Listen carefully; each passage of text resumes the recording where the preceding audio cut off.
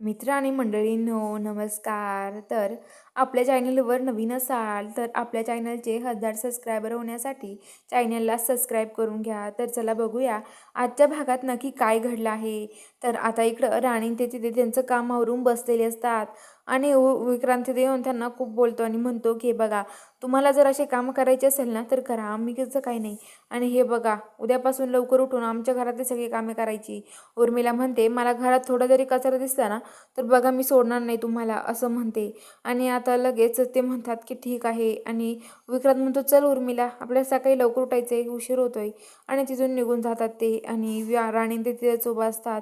तर आता इकडं जी राणी आहे ती तिथे उभा असते आणि म्हणत असते की इंद्र सर, आपल्याला आता नक्की काहीतरी करावं लागणार आहे. इंद्र सर, तुम्हाला माहिती का हे कसे वागतायत?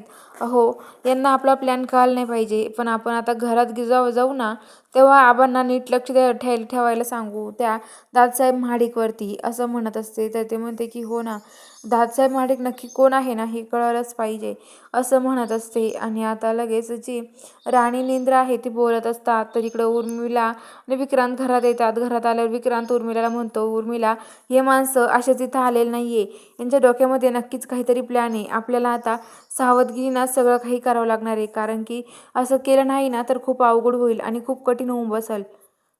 सगळं सावधगिरीने आपण करूयात. आणि हे बघा, तुला सांगतो मी उर्मिला, हे राणी काही साधी नाही दिसत, तुला राणी दिसती तशी नाही आहे ती.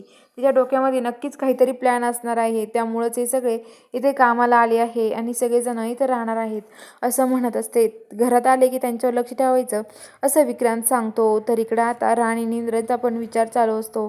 त्यांना असं वाटतं की असं आपण करायचं की काही झालं तरी आपल्याला ते कळायलाच पाहिजे, आपला प्लॅन सक्सेस झाला पाहिजे, असं राणी आणि इंद्रचं बोलणं चालू असतं. तर बघूया आता पुढील भागात नक्की काय घडणार आहे. बघायला चॅनलला सबस्क्राईब करा.